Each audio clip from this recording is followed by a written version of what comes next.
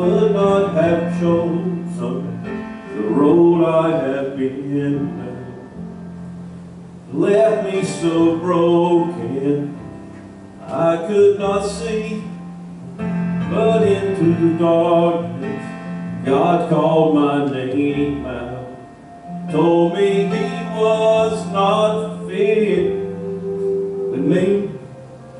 Started with one step in front of the other, as I learned to trust Him without giving up. He had a purpose for each disappointment. I look back and know that He was enough.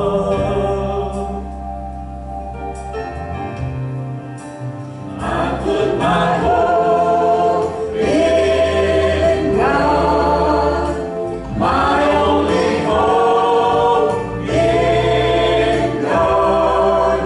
When all of my plans are shifting like sand, I run to the rock where I can stand. And I put my hand in His, because I am sure of this. Whatever the path is promised to last, I put my hope in God. Each day I follow the one who has saved me, but sometimes the memories fight for my soul. That's when I stand up and make this confession: my God is able and He's in control. Hope in God, my only hope in God. When all of my plans are shifting like sand, I run to the rock where I can stand.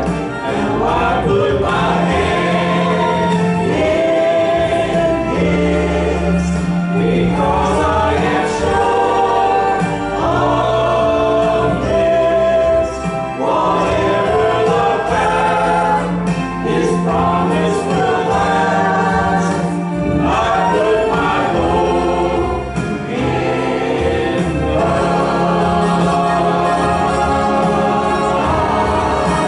I put my hope in God, my only hope in God. When all of my plans are shifting like sand, I run to the rock where I can stand. Now I put my hand in His, because I am sure of this. Whatever the path His promise will last, I put my hope in God. I put my hope in God. I put my hope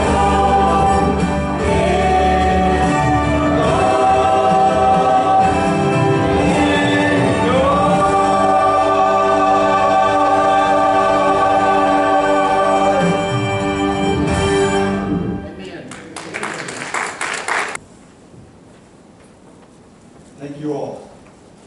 That's worship. That is worship right there.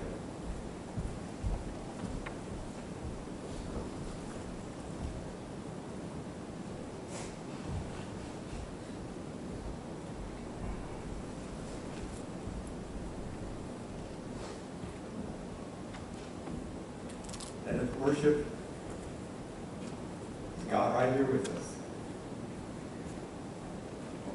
inside out.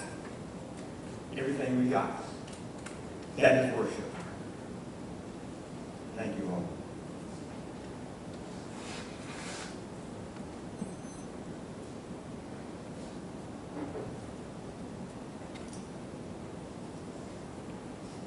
We continue to look at John's Revelation and in chapter 20 this morning, verses 1 through 10. And continuing to look at images of the end. Not just the end of Revelation, it's the end, capital E-N-D. And started last week, going to look at some more images this week. We humans have made remarkable progress over the years. We have had some incredible achievements over the years. Through science and medicine, we're able to treat diseases that we weren't able to, for a long time. We have pretty much explored the earth. Now we're moving into space and exploring it. Developed countries, for the most part, are trying to help developing countries catch up. One thing, though, we have not been able to do, and that is achieve peace on earth. Now, we have tried, but it has always eluded us. Last century, the 20th century, is considered to be the bloodiest century of all time. Estimated 1 billion people were killed violently in the 20th century. This century is not starting out much better. The Carter Center, Jimmy Carter, Carter Center estimates that at any given time on Earth, there's about 110 conflicts going on. Right now, most eyes are on the Ukraine and what's happening there. John sees that it's not always going to be like this. In the end, things are going to be a lot different. In Revelation, he shows us 7 images of the end. These images are best to take on their own, not try to put them all together and make them fit in a nice chronological order, but they stand on their own. Now there is connectedness to them in some cases, but they stand on their own. Best to take them like that. In the end, this. In the end, this. In the end, this. Or as John puts it, then I saw, then I saw, then I saw. 7 of these images. Last week, we saw that in the end, Jesus returns. Conquering King, martyred Savior. Also, in the end, God's enemies are destroyed, wiped off the face of the earth. This morning, we see in the end, Satan is bound. Satan in prison. Verses 1 through 3. Then I saw an angel coming down from heaven, holding in his hand the key to the bottomless pit and a great chain. He seized the dragon, that ancient serpent, who is the devil and Satan, and bound him for 1,000 years, and threw him into the pit, and locked and sealed it over him, so that he would deceive the nations no more, until the 1,000 years were ended. After that, he must be let out for a little while. Now, as I've been pointing out throughout Revelation, these are symbolic images, moving picture messages. Not to be taken literally, but taken seriously. I mean, in the end, there's not literally going to be an angel come out of the sky with a key in one hand and a chain in the other, lasso Satan, throw him in a bottomless pit, close the door over him and lock it. No, but what this image represents is that in the end, there's going to be a period of time, it says 1,000 years. In Revelation, numbers are symbolic, represents a complete period of time, a perfect period of time. In the end, there's going to be a complete period of time when Satan has no influence on the earth. No influence whatsoever on the earth. It's as though he is bound and gagged. Try to imagine what that would be like. No Satan around tempting us away from God, God's way. No Satan around to stir up things. No Satan around and to do as much damage as he can. Hard to imagine what that would be like. But I know for sure that life would be so much better and more enjoyable without him. Maybe it would be, and you know, this is just me trying to imagine what it would be like. Maybe it would be something like there's no more COVID anymore. How much better and enjoyable life would be without that. Or really any diseases that are plaguing us. How much better and enjoyable life would be. So in the end, Satan is bound, so to speak. Also in the end, Christ and his church reigns on earth for a time. Verses 4 through 6.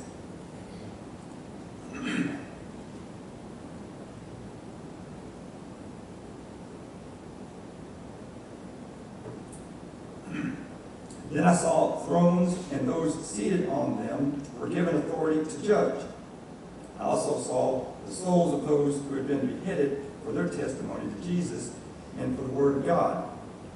They had not worshipped the beast or its image, and had not received its mark on their foreheads or their hands. They came to life and reigned with Christ 1,000 years. The rest of the dead did not come to life until the 1,000 years were ended. This is the first resurrection.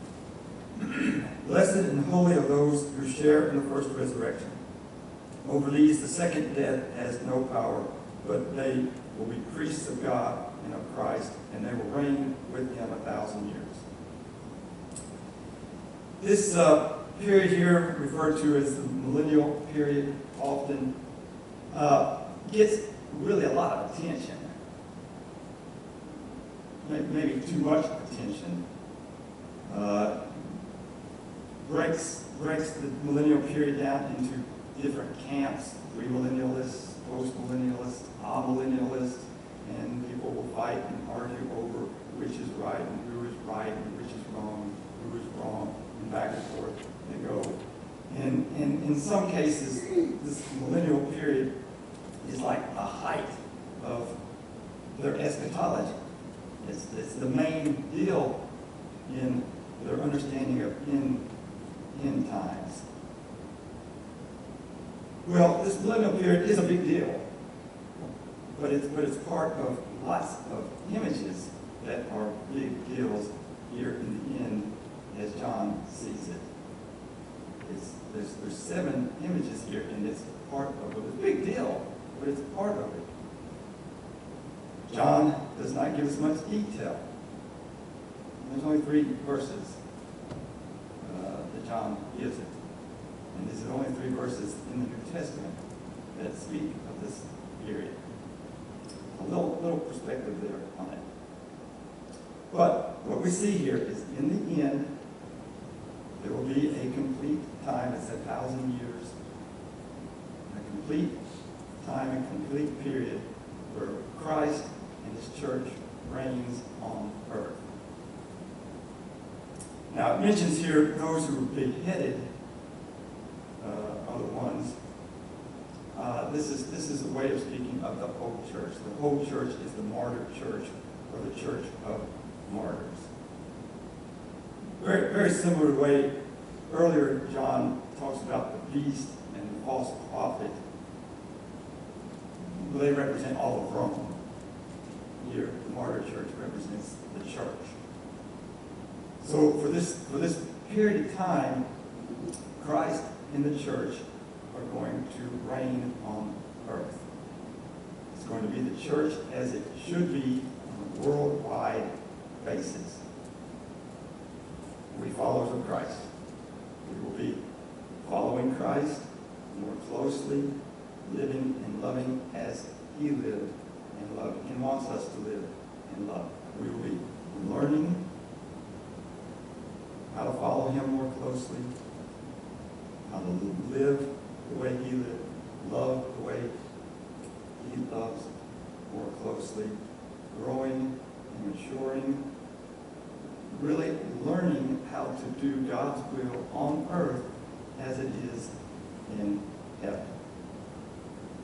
This millennial period is a transition time, or we might call it a bridge between the old heaven and old earth and the new heaven and the new earth.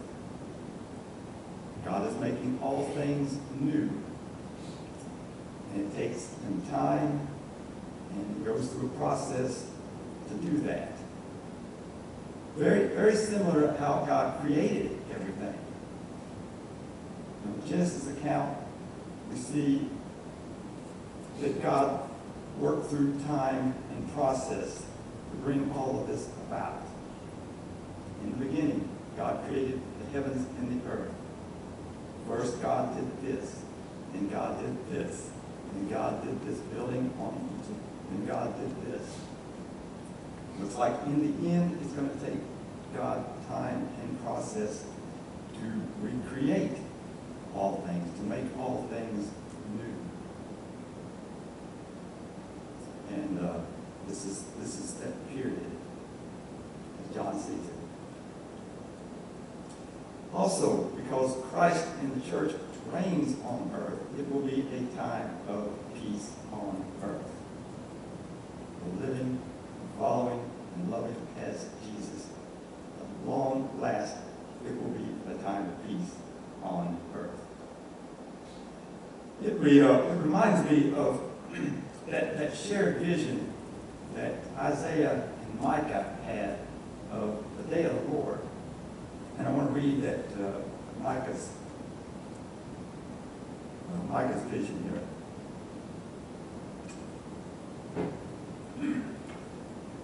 Think of this as that millennial period at the end. In the days to come, the mountain of the Lord's house shall be established as the highest of the mountains, and shall be raised up above the hills. People shall stream to it, and many nations shall come and say, "Come, let us go up to the mountain of the Lord, to the house of the God of Jacob, that he may teach us his ways, and that we may walk in his paths. For out of Zion shall go forth instruction, and the word of the Lord from Jerusalem. He shall judge between many peoples, and shall arbitrate between strong nations far away. They shall beat their swords into plowshares, and their spears into pruning hooks. Nation shall not lift up sword against nation, neither shall they learn war any more. But they shall all sit under their own vines and under their own fig trees, and no one shall make them afraid. For the mouth of the Lord of hosts has spoken." In the end, the complete time where Christ and his church reigns on earth. Also in the end, Satan is destroyed, done away with. Verses 7 through 10. When the 1,000 years are ended, Satan will be released from his prison and will come out to deceive the nations at the four corners of the earth, Gog and Magog, in order to gather them for battle. They are as numerous as the sands of the sea. They marched up over the breadth of the earth and surrounded the camp of the saints in the beloved city. And fire came down from heaven and consumed them. And the devil who had deceived them was thrown into the lake of fire and sulfur, where the beast and the false prophet were, and they will be tormented day and night forever and ever. Satan is released for some reason. I don't know why. I've read different guesses as to why. Everything's going good while he's bound in prison. I'll release him again. Well, I've read guesses and speculation as to why. None of them were satisfying. John basically says in verse 3 up there earlier, after that, Satan must be let out for a little while. Must be let out for a little while. God knows why, but he must be let out for a while. When he gets out, Satan does what he always does. He begins deceiving peoples after peoples after peoples. They're called Gog and Magog. All these peoples who are deceived and who turn away from God. Gog and Magog. These are names from Israel's past, and they represent God's enemies. When Israel heard about Gog and Magog showing up, they'd say something like, "Oh, I hate those guys. Why they got to show up?" And that kind of thing. Well, lots of people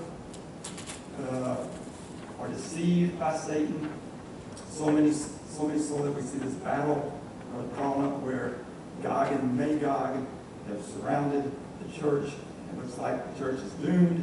And then all of a sudden, God sends fire from heaven and consumes Gog and Magog and delivers the church once again. Just like that. Looks like there's going to be a big battle here. God handles it. And then God takes Satan and throws him into the lake of fire to be tormented forever. Does it just like that. Satan gone forever.